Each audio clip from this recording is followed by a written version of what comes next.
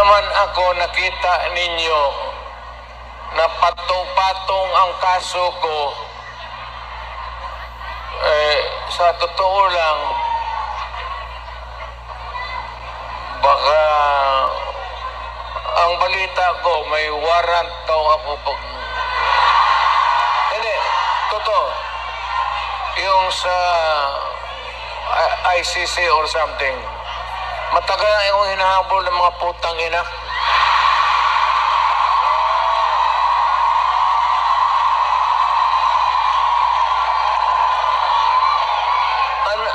Ano man ang kasalanan ko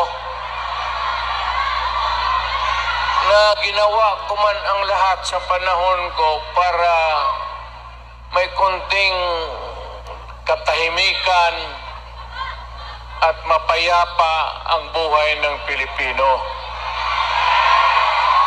Ang problema nito, ewan ko kung ang tingin ng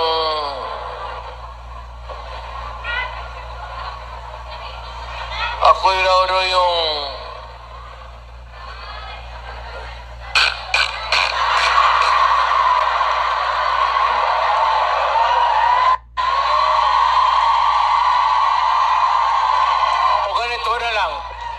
ganito na lang. O sasabihin ko, assuming na totoo talaga yung naririnig ninyo, bakit ko ginawa yan? Para sa sarili ko? Para sa pamilya ko? Para sa inyo at ang inyong mga anak